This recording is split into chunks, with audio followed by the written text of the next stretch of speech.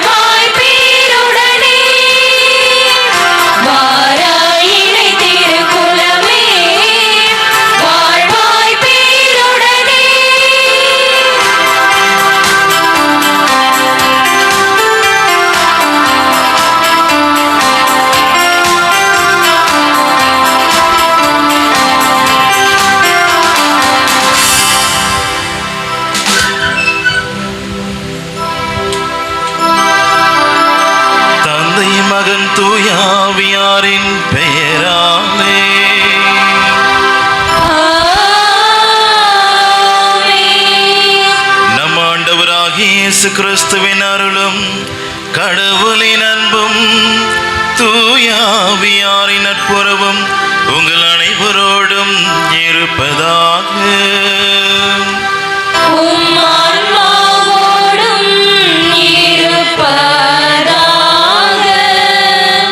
இயேசுவில் பிரியமான சகோதர சகோதரிகளே, இது புதிய ஒரு நாளாக இறைவன் நமக்கு கொடுத்து அவருடைய அன்பை நாம் ருசிக்கவும் மேலுமாக அவருடைய அன்பை பிறருக்கு கொடுக்கவும் இந்த நாளை நமக்கு கொடுத்திருக்கின்றார். எனவே அவருக்கு நன்றி கூறுவோம். அதே சமயத்தில் தாய் திருவையானது மூவர் இறைவனின் திருவிழாவை இன்று கொண்டாடுகின்றது. நம் அனைவரும் மூவர் இறைவனுக்கு நம்முடைய புகழ்ச்சியும் மாட்சியும் செலுத்தும் வண்ணமாகவும் அவர்களுடைய பிரசனம் நம்மோடு எப்போதும் இருக்கின்றது என்பதை உணர்வதற்காகவும் இந்த நாளை கொடுக்கப்படுகின்றது. எனவே மேலுமாக இந்த நாளில் இந்த திருப்பலியானது ஜியா சானா 14வது பிறந்த நாள் நன்றி திருப்பலியாகவும், அருமை செல்வம் ஜான்சி மேரி கிறிஸ்டினா 9வது வருடம் திருமண நாளுக்கு நன்றி திருப்பலியாகவும், ஜெனிஃபர் வேலை கிடைத்ததற்காகவும், ஜான் செல்வகுமார் குடும்பத்தார் அவர்களுடைய இறைவனுக்கு நன்றியாகவும், பாஸ்கர் ஜெசி இல்ல திருமணம் நல்லபடியாக நடக்க வேண்டியும், மேலுமாக ஜெயபிரகாஷ், மரியம்மாள், சேவியர் அமல்ராஜ் அவர்களுடைய ஆன்ம இலைப்பாற்றிக்காகவும் இந்த திருப்பலி ஒப்பு கொடுத்து நாம் தொடர்ந்து ஜெபிப்போம். அனைவரும் அமர்வோம்.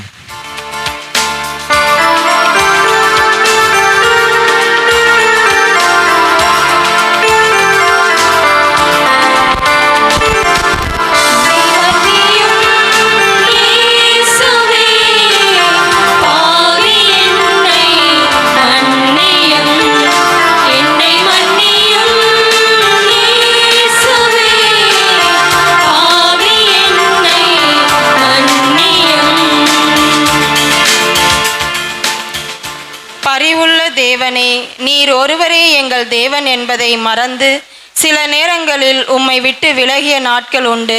உன் அன்பை அருஞ்செயல்களை மறந்து மனிதனின் வார்த்தையை நம்பி உம்மை மறந்த நாட்களுக்காக மனம் வருந்தி மன்னிப்பு கேட்கிறோம். மன்னியும் இயேசுவே, எங்களை மன்னியும்.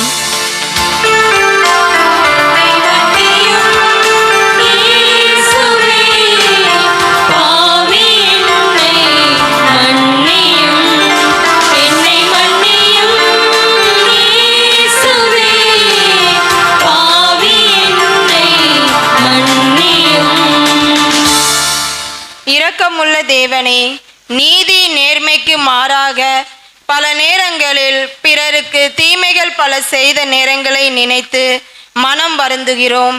மன்னியும் இயேசுவே, எங்களை மன்னியும்.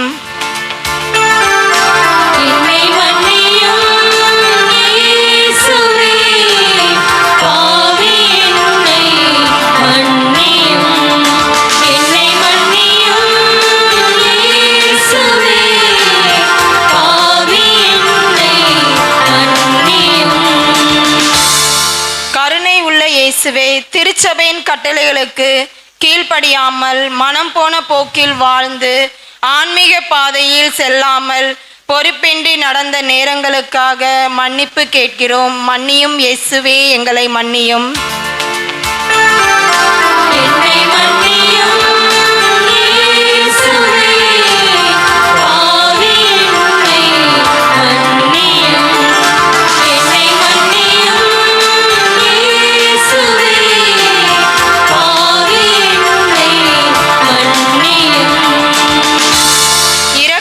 தேவனே, அடர்த்தி என்ற அம்சத்தால் நீரோடு கலக்காது, நீரை மேலே வரவிடாது, நீரை தொட்டும் தொடாமலும் இருக்கும் எண்ணெயை போன்று அதிகாரம் என்ற அம்சத்தால் அடுத்தவரை வாழ விடாது, வளர விடாதும், பாராட்டாமலும் அடக்கி ஆண்ட நேரங்களுக்காக மன்னிப்பு கேட்கிறோம்.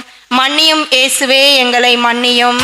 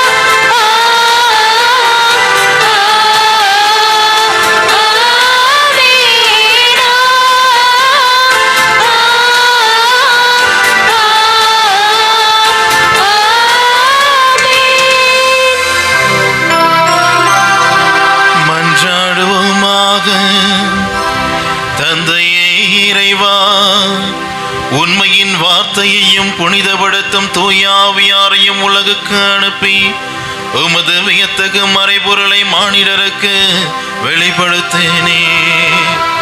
நாங்கள் உண்மையான நம்பிக்கை அறிக்கையிடுவதன் வழியாக என்றும் உள்ளம் ஒவ்வொரு கடவுளின் மாட்சி அறிந்து கொள்ளவும் உமது மாண்பின் பேராற்றலில் நீர் ஒருவராக இருக்கின்றீர் என ஏற்று வழிபடவும் எங்களுக்கு அருள்வீராக. உமோடு இறைவனாய் என்றென்றும் வாழ்ந்து ஆட்சி செய்கின்ற அவர் வழியாக உம்மை மன்றாடுகின்றோம்.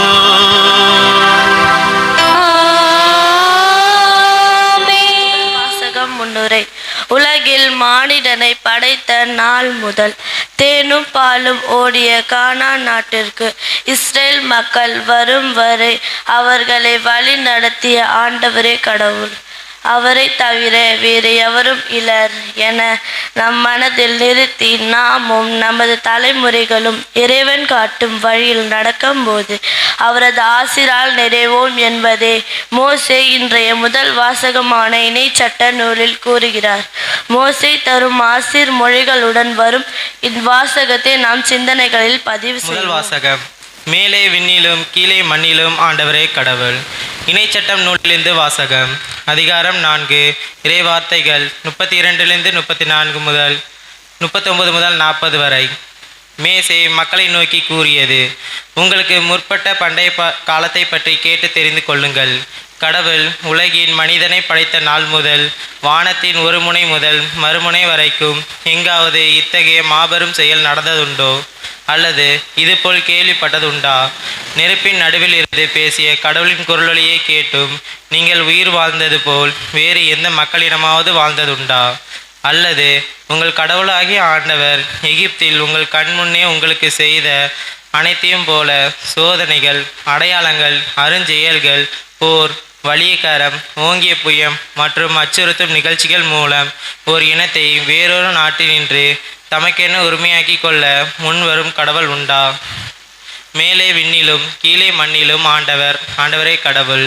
அவரை தவிர வேறு எவரும் இலர் என இன்று அறிந்து உங்கள் உள்ளத்தில் இருத்துங்கள். நான் இன்று உங்களுக்கு கட்டளையிடும் அவரது நியமங்களையும் கட்டளைகளும் பின்பற்றுங்கள். அப்பொழுது உங்களுக்கும் உங்களுக்கு பின்வரும் உங்கள் பிள்ளைகள் எல்லார் நலமாகும். மேலும் உங்கள் கடவுளாகிய ஆண்டவர் உங்களுக்கு இலக்காலத்திலும் கொடுக்கும் மண்ணில் நீங்கள் நெடுநாள் வாழ்வீர்கள். இது ஆண்டவர் வழங்கும் அருள்வாக்கு. இறைவனுக்கு நன்றி.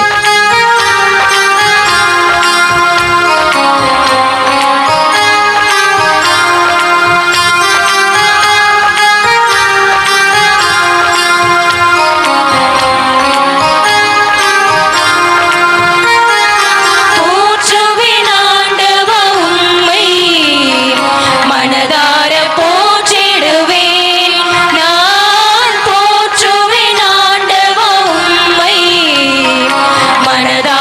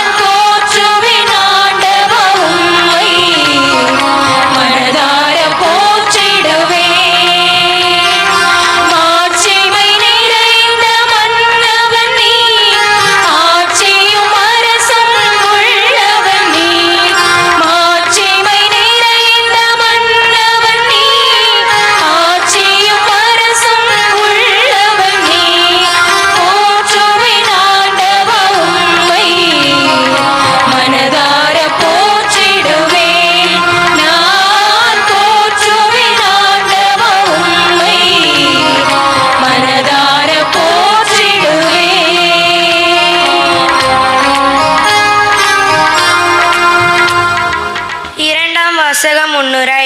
அன்பர்களே, இன்றைய இரண்டாம் வாசகம் நாம் கடவுளின் பிள்ளைகளாக வாழும்போதுதான் உரிமை பேறு பெற்றவர்களாய் இருக்க முடியும் என்று எடுத்துரைக்கிறது. பிள்ளைகளுக்குரிய மனப்பான்மையினாலே நாம் கடவுளை அப்பா, தந்தையே என அழைக்கிறோம் என்று புனித பவுல் எடுத்துரைக்கிறார். கடவுளுக்கு விருப்பமான பிள்ளைகளாக வாழும் வரம் வேண்டி இந்த வாசகத்துக்கு கவனமாக செவிமடுப்போம். இரண்டாம் வாசகம். கடவுளின் பிள்ளைகளுக்குரிய மனப்பான்மையை பெற்றுக்கொண்டீர்கள். திருத்தூதர் பவுல் உரோமியருக்கு எழுதிய திருமுகத்திலிருந்து வாசகம். அதிகாரம் 8 வசனங்கள் 14 முதல் 17 முடிய. கடவுளின் ஆவியால் ஏற்கப்படுகிறவர்களே கடவுளின் மக்கள். மீண்டும் அச்சத்திற்கு உள்ளாக்கும் மனப்பான்மையை நீங்கள் பெற்றுக்கொள்ளவில்லை, மாறாக கடவுளின் பிள்ளைகளுக்குரிய மனப்பான்மையை பெற்றுக்கொண்டீர்கள். அதனால் நம் அப்பா, தந்தையே என அழைக்கின்றோம்.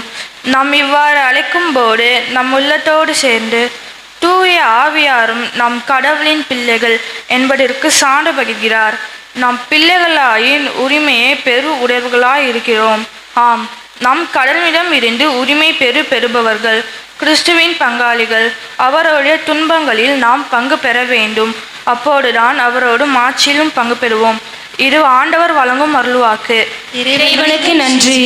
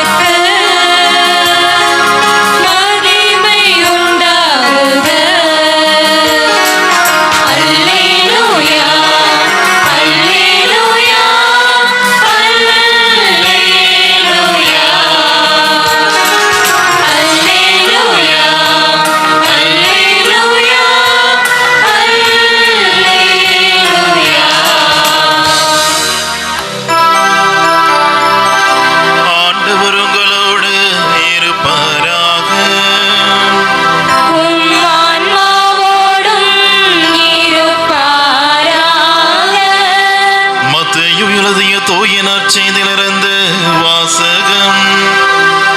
ஆண்டவரே, மாட்சி உமக்கே.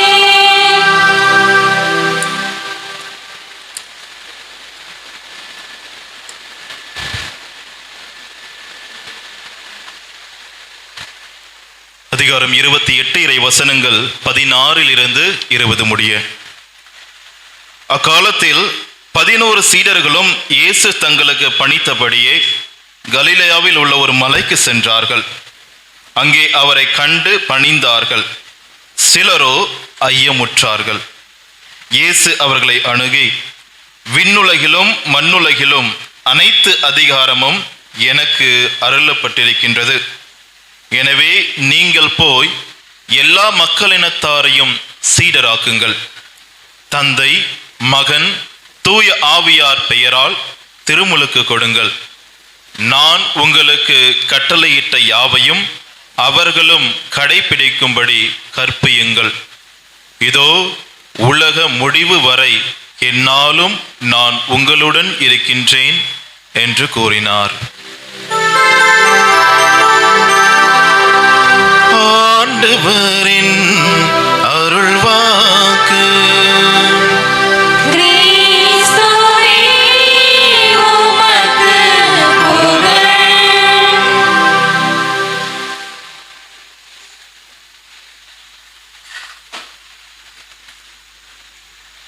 இயேசுவில் பிரியமான சகோதர சகோதரிகளே, நாம் ஏற்கனவே முன்னுரையில் கேட்டது போல இன்று மூவொரு கடவுளின் திருவிழாவை மிக சிறப்பாக நினைவு கூறுகின்றோம். நாம் அனைவரும் மகிழ்ச்சியோடு கொண்டாடுகின்றோம். தந்தை, மகன், தூய ஆவியார் அனைவரும் ஒன்றாக இணைந்து மூவொரு கடவுளாக இருக்கின்றார்கள். எனவே அந்த மூவொரு கடவுளை நினைத்து இன்றைய நாளை நாம் சிறப்பிக்கின்றோம். உங்களுக்கு நல்லாவே தெரியும், நம்ம எந்த ஜெபத்தை தொடங்கினாலும் சிலுவை அடையாளம் போட்டு தான் தொடங்குவோம்.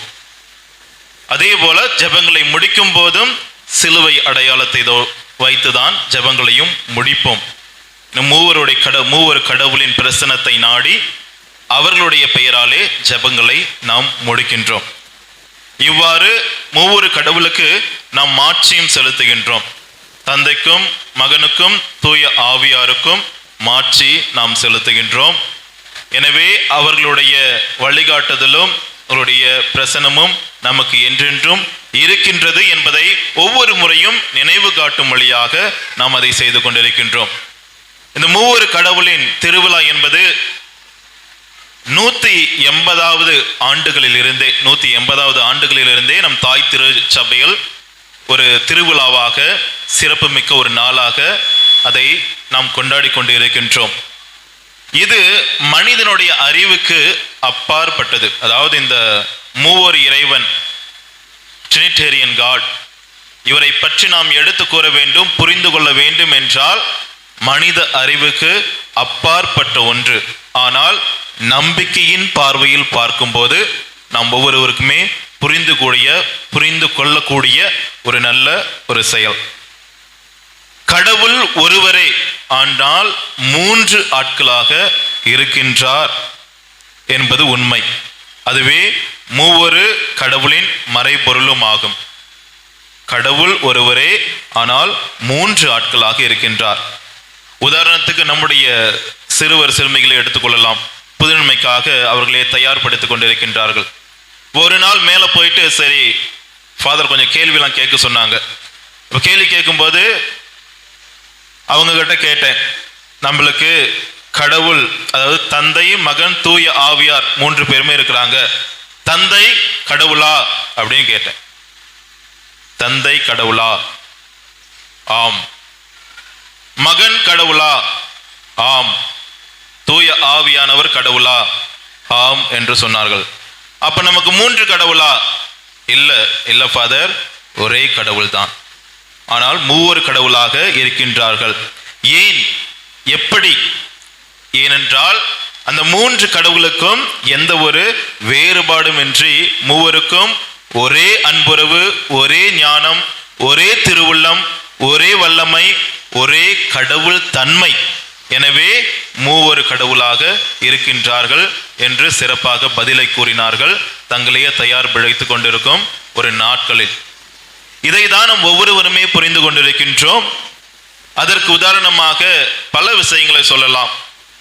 அடிக்கடி சொல்றதெல்லாம் இந்த உறவுகளை பற்றி தான். அதாவது என்னுடைய தந்தையை எடுத்துக்கொண்டாலும் என்னுடைய அம்மா என் தந்தையை மாமா என்று கூப்பிடுவார், என் அண்ணன் அப்பா என்று கூப்பிடுவார், என்னோட அண்ணனுடைய மகன் பேரன் தாத்தா என்று கூப்பிடுவார்.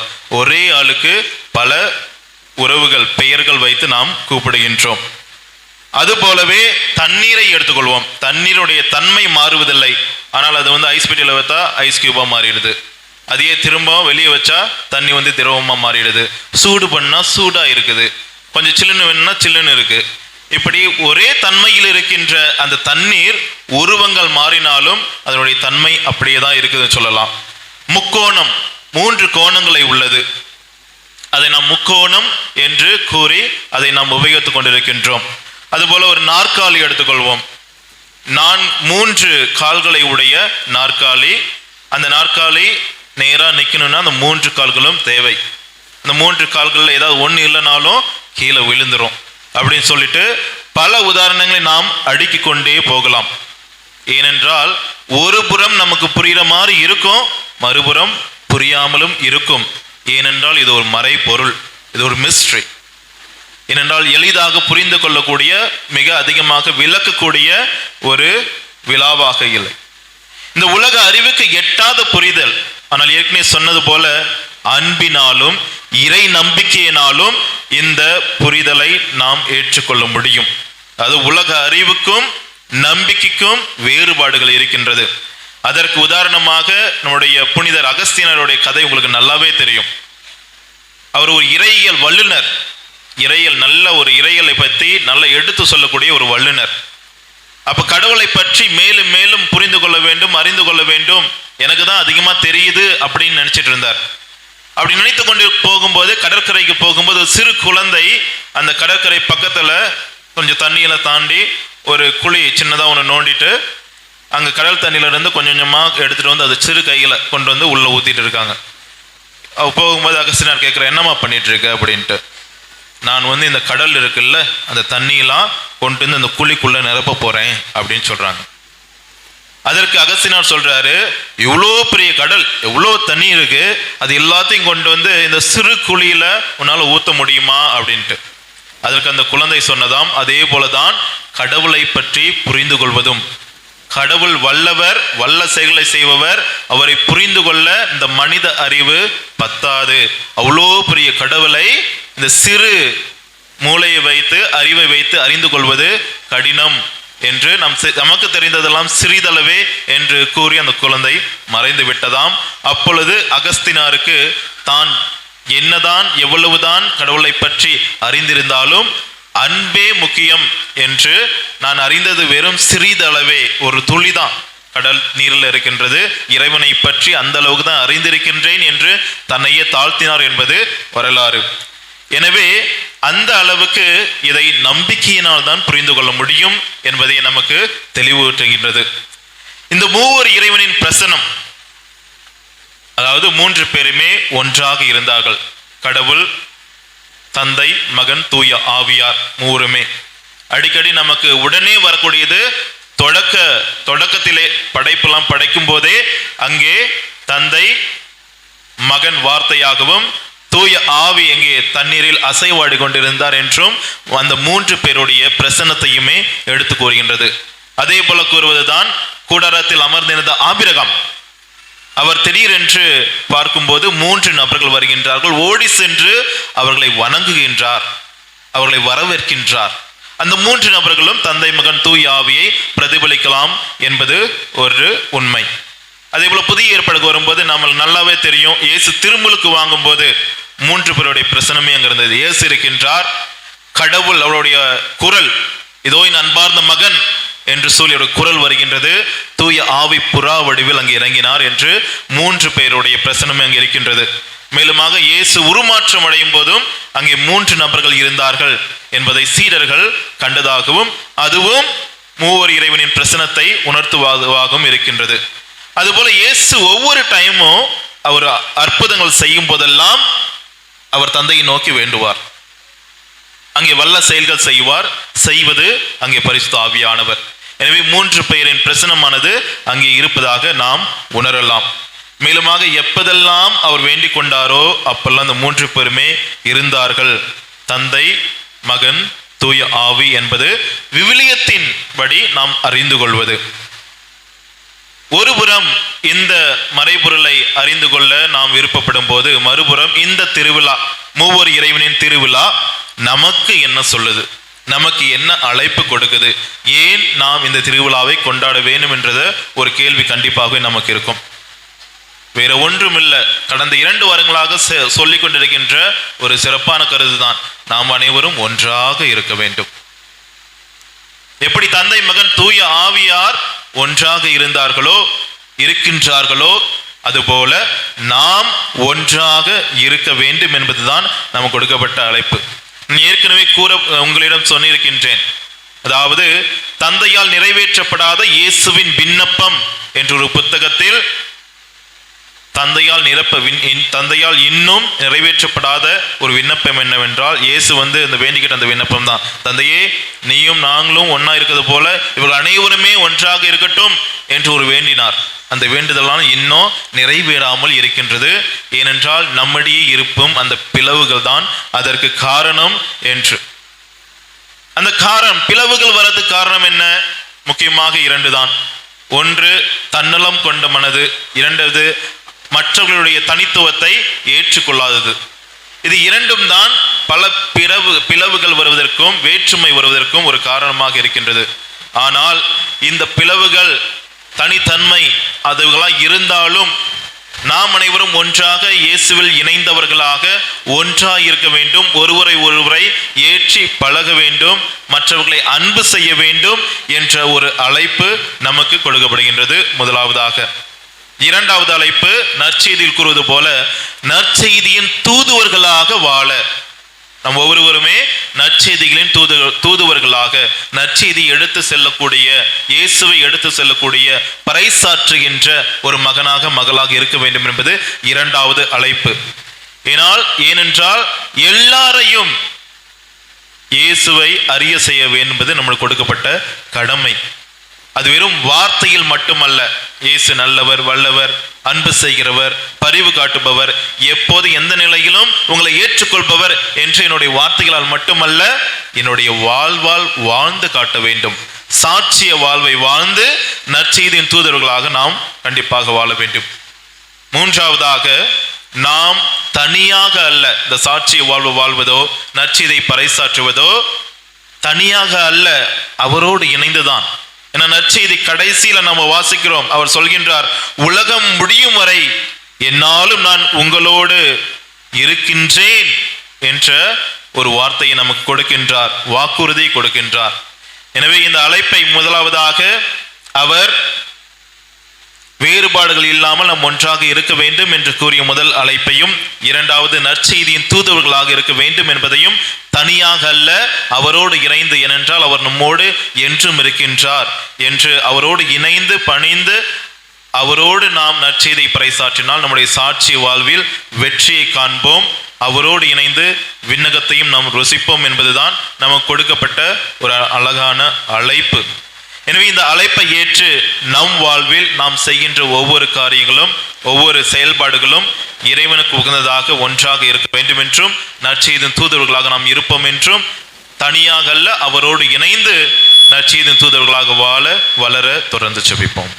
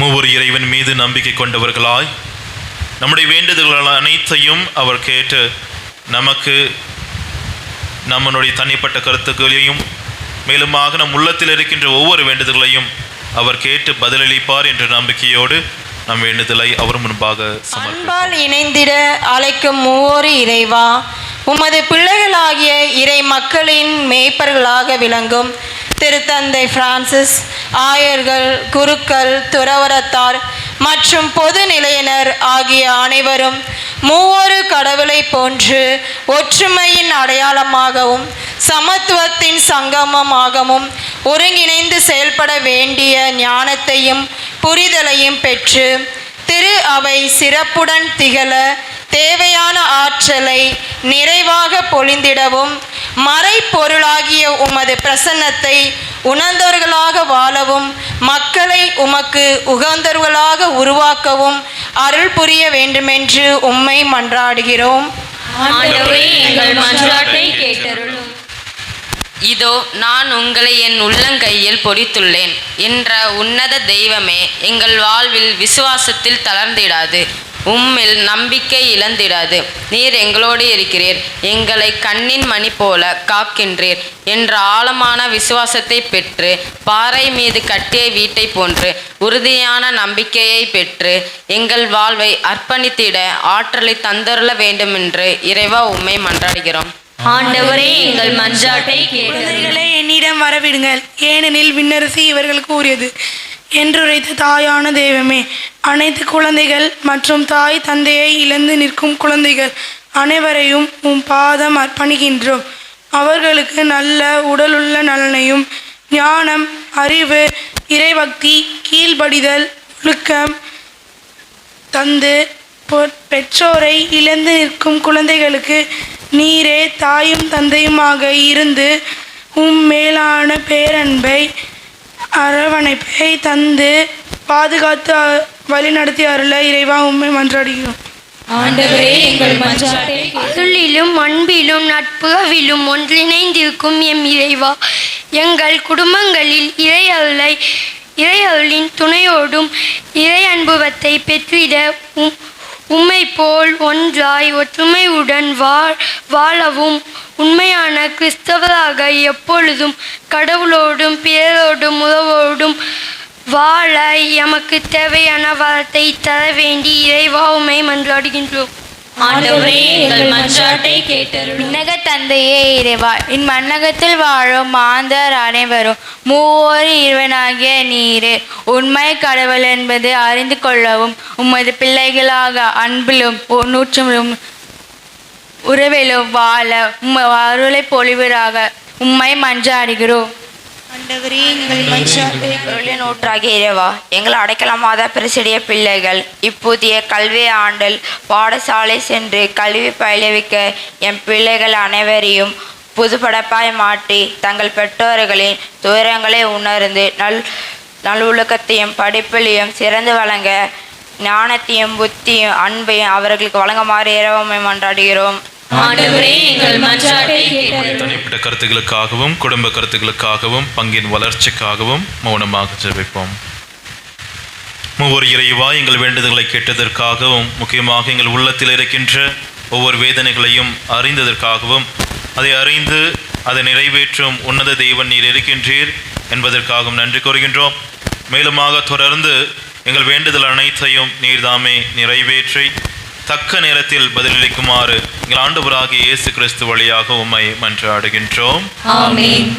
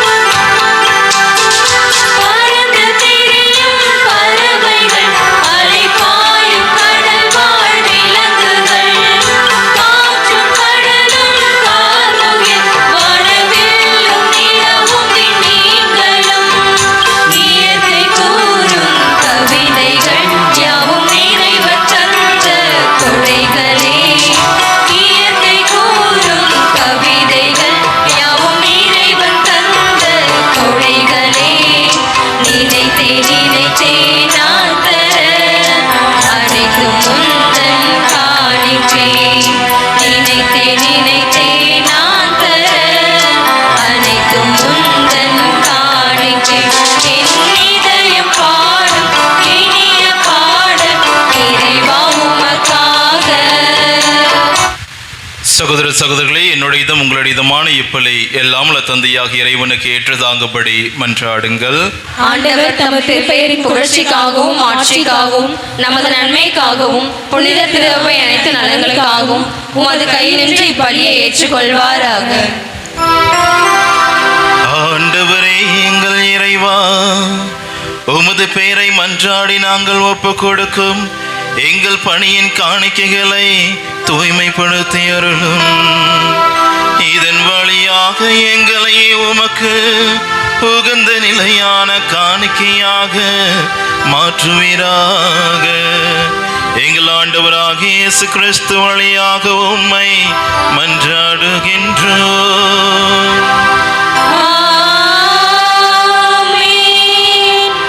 ஆண்டவர் உங்களோடு இருப்பாராக.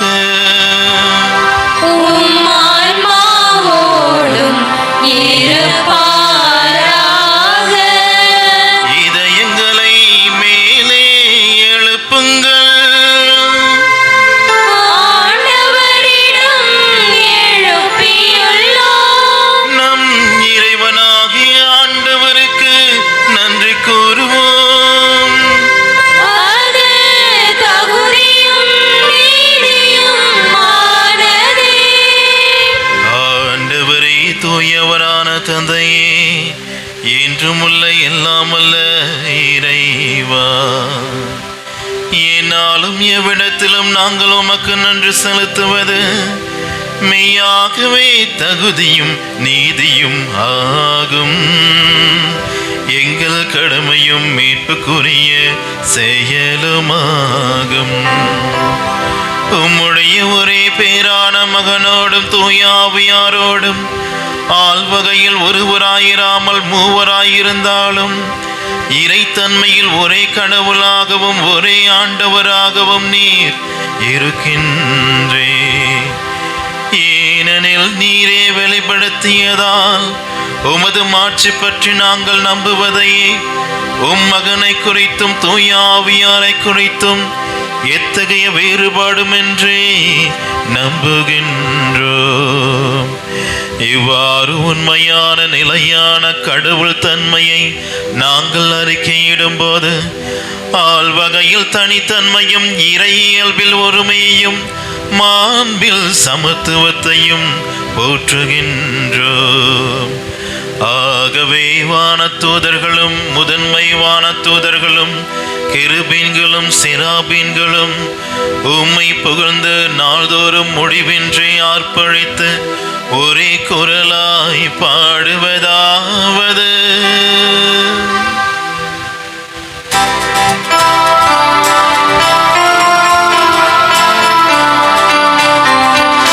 தூயவர் தூயவர் தூயவரே, வான்படைகளின் கடவுளாகிய ஆண்டவர். விண்ணகமும் மண்ணகமும் உமது மாட்சியால் நிறைந்துள்ளன. உன்னதங்களிலே ஓசானா.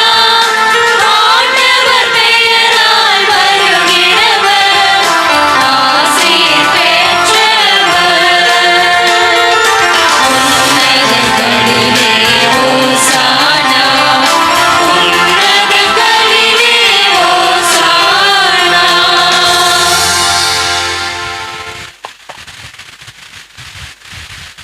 ஆண்டவரே, நீர் மெய்யாகவே தூயவர், தூய்மை அனைத்துக்கும் ஊற்று. ஆகவே உம்முடைய ஆவியை பொழிந்து இக்காணிக்கைகளை தூய்மைப்படுத்த உம்மை வேண்டுகின்றோம். இவ்வாறு எங்கள் ஆண்டவர் இயேசு கிறிஸ்துவின் உடலும் இரத்தமுமாக எங்களுக்கு இவை மாறுவனவாக. அவர் பாடுபட உளம் கனிந்து தம்மை கையளித்த போது அப்பத்தை எடுத்து நன்றி செலுத்தி அதை பெற்று தம் சீடர்களுக்கு அளித்து கூறியதாவது: அனைவரும் இதிலிருந்து பெற்று உண்ணுங்கள், ஏனெனில் இது உங்களுக்காக கையளிக்கப்படும் என் உடல்.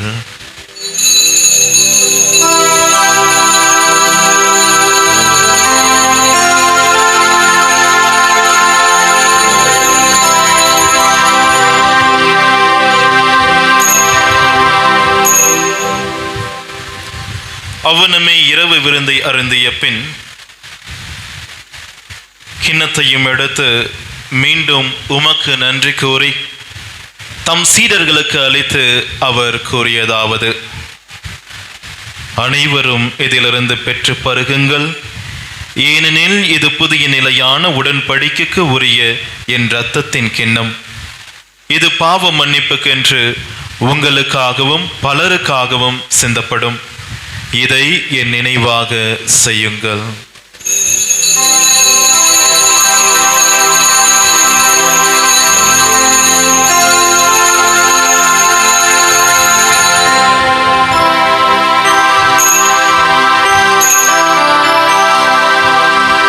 நம்பிக்கையின் மறைபொருள்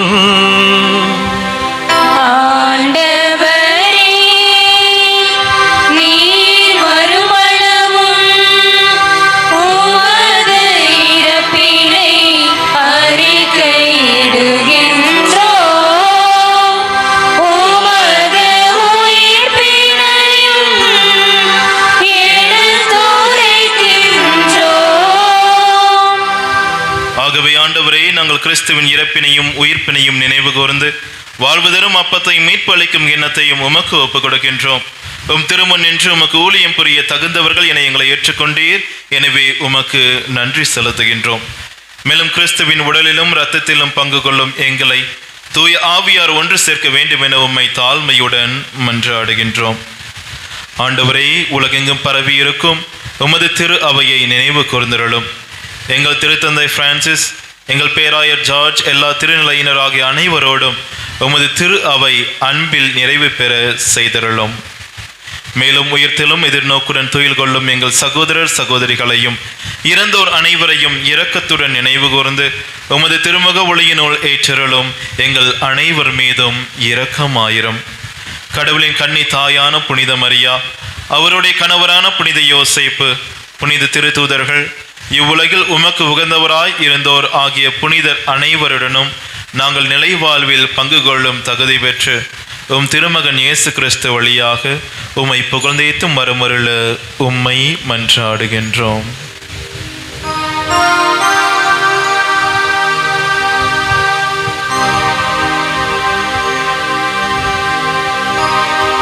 இவர் வழியாக இவரோடு இவரில் எல்லாம் வல்ல இறைவனாகிய தந்தையே,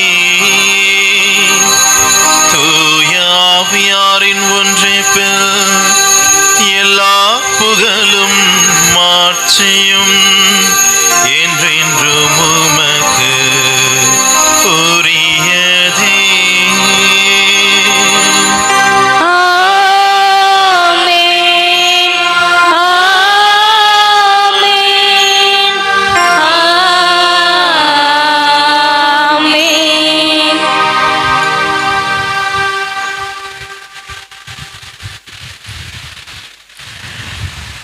மீட்பரின் கட்டளையால் கற்பிக்கப்பட்டு இறை படிப்பினையால் பயிற்சி பெற்ற நாம் துணிந்து பாடுவோம்.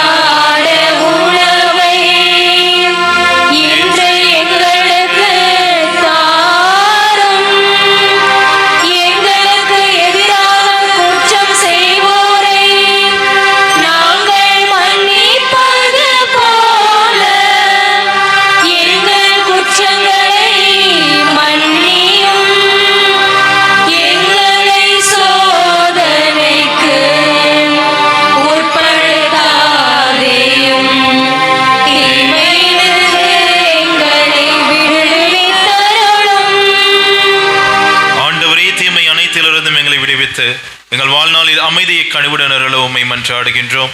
உமது இரக்கத்தின் உதவியால் நாங்கள் பாவத்திலிருந்து எப்போதும் விடுதலை பெற்று யாதொரு கலக்கமின்றி நலமாயிருப்போமாக. நாங்கள் எதிர்நோக்கி இருக்கும் பேரின்பத்துக்காகவும் என் மீட்பராகிய இயேசு கிறிஸ்துவின் வருகைக்காகவும் காத்திருக்கின்றோம். ஏனெனில் ஆட்சியும் வல்லமையும் மாட்சியும் என்றென்றும் உமதே. ஆண்டவரே இயேசு கிறிஸ்துவே, அமைதியை உங்களுக்கு விட்டு செல்கின்றேன், என் அமைதியை உங்களுக்கு அளிக்கின்றேன் என்று உம் திருத்தூதர்களுக்கு மொழிந்தீரே. எங்கள் பாவங்களை பாராமல் உமது திரு அவையின் நம்பிக்கையை கண்ணோக்கி உமது திருவுளத்துக்கு ஏற்ப அதற்கு அமைதியையும் ஒற்றுமையும் அளித்தருள்வீராக. என்றென்றும் வாழ்ந்து ஆட்சி செய்கின்றவர் நீரே. ஆமென். ஆண்டவருடைய அமைதி உங்களோடு என்றும் இருப்பதாக. உம் ஆன்மாவோடும் இருப்பதாக. ஒருவருக்கொருவர் அமைதியை பகிர்ந்து கொள்வோம்.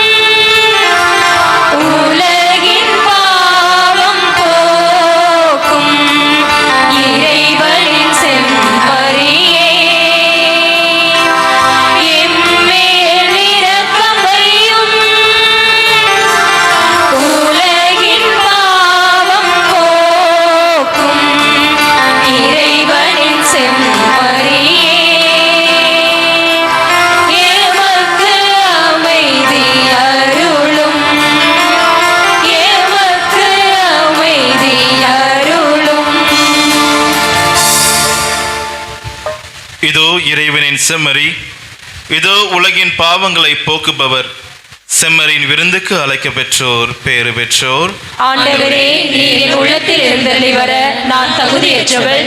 ஆனால் ஒரு வார்த்தை மட்டும் சொல்லியருளும், என் ஆன்மா நலமடையும்.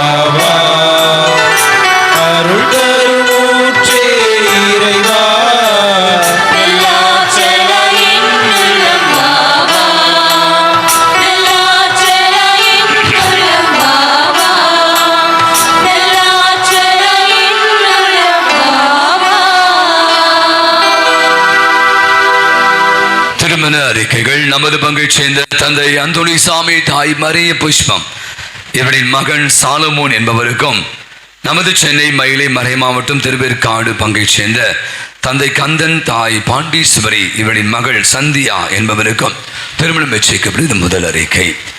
நமது பங்கைச் சேர்ந்த தந்தை பாஸ்கரன், தாய் ஜெசி இவரின் மகள் நிஷா என்பவருக்கும், சென்னை மயிலை மறை மாவட்டம் நமது வியாசார்பாடி பங்கைச் சேர்ந்த தந்தை காணிக்கராஜ், தாய் லூர்து மேரி இவரின் மகள் பிரசாந்த் ராஜ் என்பவருக்கும் திருமணம் நிச்சயிக்கப்படுது முதல் அறிக்கை.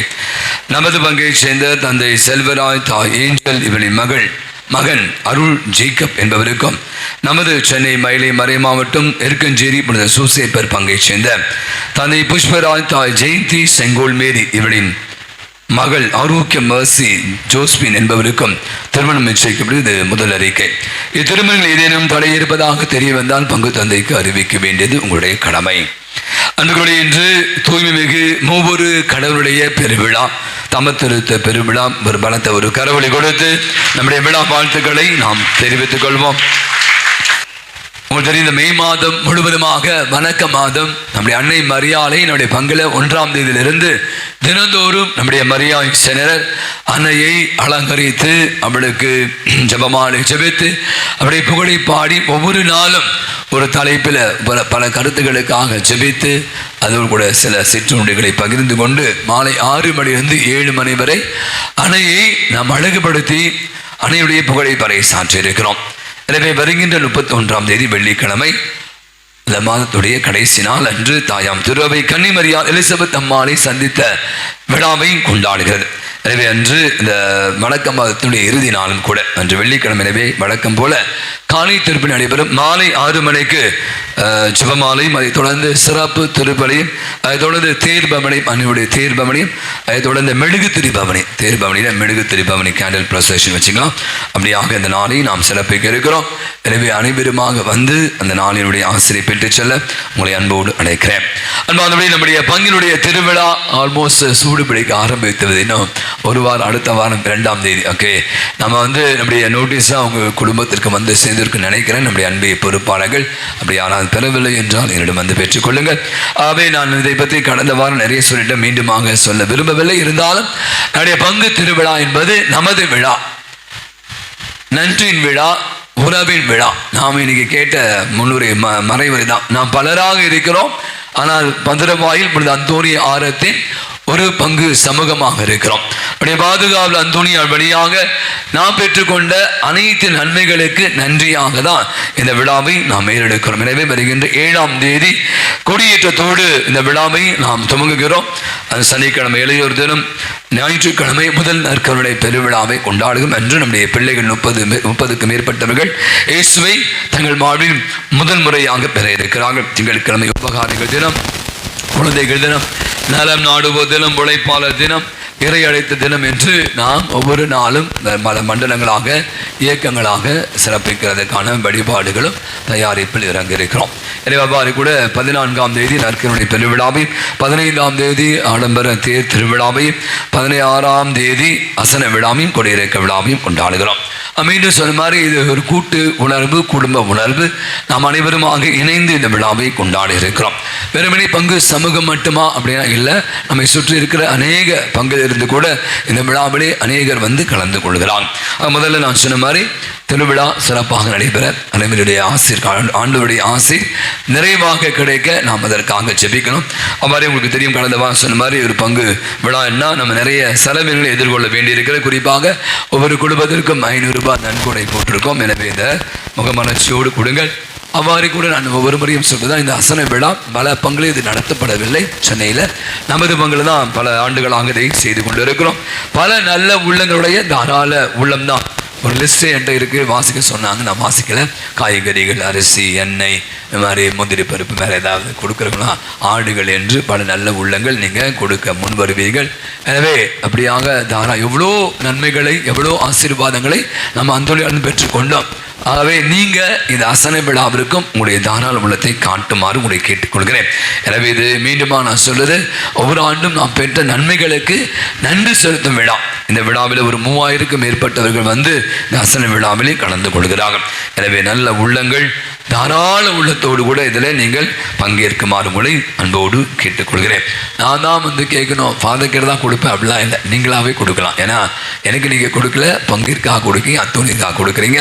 அது எதுவாக இருந்தால் அந்த ஆடுலாம் கொடுக்குறவங்க தயவுசெய்து கடைசி நாளில் கொடுக்க வேண்டாம், முன்கூட்டியே கொடுத்தீங்க அப்படின்னா அதற்காக நீங்கள் அந்த கறி கூட 1 கிலோ 900 சொல்கிறாங்க, ஆகவே 5 கிலோ 10 கிலோ அப்படி கூட நீங்கள் கொடுத்தீங்கன்னா அதற்காக நம்ம முன்கூட்டி அதற்கான ஏற்பாடுகளை செய்ய உதவியாக இருக்கும்.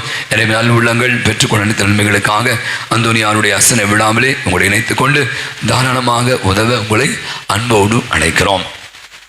அவரை நான் சொன்ன மாதிரி நம்முடைய பங்கில் இந்த கல்வி உதவி தொகைக்காக விண்ணப்பங்களை எழுதி கொடுக்க சொன்னேன், கொடுத்து கொண்டே இருக்கிறார்கள். அதற்கு ஒரு முடிவு வேணும். எனவே கொடுத்து வாங்கிட்டே இருந்தால் எப்போ திருப்பி கொடுக்குறது? ஆகவே ஆல்மோஸ்ட் ஐ திங்க் ஒரு 25-30 ஃபார்ம் என்ற அப்ளிகேஷன் வந்திருக்கு. ஆகவே 31ஆம் தேதி கடைசியாக வச்சுக்கலாம். 31 இந்த மாதத்தில் 31ஆம் தேதி கல்வி உதவி தொகை பெற விண்ணப்ப படிவம் கொடுக்கப்பட, நீங்கள் கொடுப்பீங்களா? கொடுக்கப்படி கடைசி. அதுக்கப்புறம் கொடுத்தால் எடுத்துக்கொள்ளப்பட மாட்டாது. எனவே அதுக்கப்புறம் அதற்கான பண உதவிகளை பிள்ளைகளுக்கு நான் இப்போ காலேஜ் ஸ்கூல்லாம் தொடங்க இருக்கு. எனவே தயவு செய்து மனதில் கொள்ளுங்கள், கல்வி உதவி தொகை விண்ணப்ப படிவங்கள் நீங்கள் கொடுக்க வேண்டியது 31ஆம் தேதி கடைசி நாள். 10ஆம் வகுப்பு 11ஆம் 12ஆம் வகுப்பிலே தேர்ச்சி பெற்ற 85% மதிப்பெண் பெற்ற பிள்ளைகளை நாம் கௌரவிக்கிறோம் என்று சொன்னேன். எனவே அதற்குரிய பட்டியலும் கொடுத்து கொண்டு இருக்கிறார்கள். எனவே அதுக்காக மார்க் ஷீட், அந்த மார்க் ஷீட் அதனுடைய மதிப்பெண் பட்டியலுடைய நகலும் அதோடு சந்தா செலுத்திய நகலையும் உதவி பகுதியிடம் பதிவு செய்து கொள்ளுமாறு பேரும் செல் நம்பரையும் கூட நீங்கள் பதிவு செய்து கொள்ளுங்கள். அதுக்கு ஒரு டைம் வைக்கலாம், ரொம்ப நேரம் கொடுத்துட்டே இருப்பாங்க. எனவே மிக விரைவாக அதை கொடுக்குமாறு உங்களை அன்புடன் கேட்டுக்கொள்கிறோம். இந்த வழிபாடு மிக அற்புதமாக சிறப்பித்தவர்கள் நம்முடைய அடைக்கல மாதா பிரசடியம். வரும்போதே பார்த்தேன் ஒரு குட்டி, நீங்களே கைத்தரலாம், ஜோரம் கைத்தரலீங்க, ரொம்ப அழகாக நான் பார்த்து கொண்டு தான் இருந்தேன். அவ்வளோ குட்டீஸ் மிக நேர்த்தியாக மிக அழகாக அதை ஒருங்கிணைத்து அதனுடைய பொறுப்பாளர்களுக்கும் ஒரு பலத்த ஒரு கரவழி கொடுத்து இந்த நாளினுடைய வழிபாடை அர்த்தப்படுத்திய நம்முடைய அடைக்கல மாதா பிரசுரத்துக்கு நம் நன்றிகளும் பாராட்டுகளும். அடுத்த வார திருப்படி புனித சின்னப்பர் அன்பைத்தைச் சேர்ந்தவைகள் சிறப்பிப்பார்கள். வருகிற 1ஆம் தேதி மாதத்துடைய முதல் சனிக்கிழமை அன்று வழக்கம் போல காலை திருப்பலியும், அன்று மாலை சிறப்பு திருப்பலியும், அன்னையான தீர்ப்பவனையும், அதைத் தொடர்ந்து நற்கருணை ஆசீர்வாதம் நடைபெறும். கடைசி கிபி 18ஆம் நூற்றாண்டில் தமிழில் வீரமாமுனிவர் என்று அழைக்கப்படும் பிரெஞ்சு மிஷனரி கான்ஸ்டன்ஸ் கோபெஸ்கி என்பவரால் இந்த அடைக்கல மாதா சிறுபம் அரியலூர் மாவட்டத்தில் உள்ள ஏலாக்குறிச்சி கிராமத்தில் நிறுவப்பட்டது. அடைக்கல மாதா சிறுபம் பிரான்ஸ் நாட்டில் செய்யப்பட்ட 3 சிறுபங்களில் ஒன்றாகும். அடைக்கல மாதாவுக்கு சந்தன மாதா என்ற பெயரும் உண்டு. ஆசியாவிலேயே உயரமான அடைக்கல அன்னையின் வெண்கல சிறுபம் ஏலாக்குறிச்சியில் அமைந்துள்ளது. அடைக்கல அன்னையின் வழியாக 2002ஆம் ஆண்டு எங்களது அடைக்கல மாதா பிரசிடியம் தொடங்கப்பட்டது. இந்த அன்னையின் பிரசிடியத்தில் இணைந்திருந்த சின்னஞ்சிறு மொட்டுக்களாய் இருந்த சிறுவர்களை தேன் தரும் பூஞ்சிட்டுக்களாய் மாற்றிய தேவ அன்னையாம் எம் அடைக்கல அன்னையின் அடித்தொடர்ந்த மண்ணின் செல்வமாய் அருள் சகோதர ஆனி ஸ்டெஃபி என்னும் சிறுமியை அன்றே கரம் பிடித்து இன்றே க்ளூனி சபையின் அருள் கன்னியர் என்று அங்கீகாரத்தை கொடுத்த தேவ அன்னையாம் எம் அடைக்கல அன்னையின் அருள் பெற சேர்ந்து ஜெபித்து நம் குடும்பங்களை அன்னையிடம் அடைக்கலம் வேண்டி புனித அடைக்கல மாதாவே எங்களுக்காக வேண்டிக் கொள்ளும். கடைசி ஜெபத்திற்காக நன்றி கோரி மன்றாடுவோம். ஆண்டவரே எங்கள் இறைவா, நாங்கள் நிலையான தூய மூவொரு கடவுள் தன்மையாம் பாகுபாடற்ற ஒருமையும் அறிக்கையிடுகின்றோம். அதனால் நாங்கள் உட்கொண்ட இத்திரு உணவு எங்களுக்கு உடல் உள்ள நலனை அளிப்பதாக. எங்கள் ஆண்டவராகிய இயேசு கிறிஸ்து வழியாக உம்மை மன்றாடுகின்றோம்.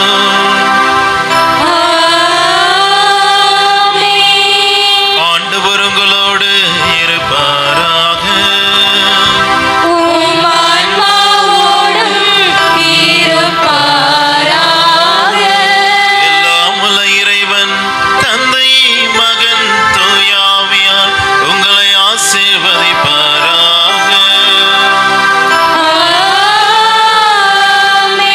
சென்று வாருங்கள்.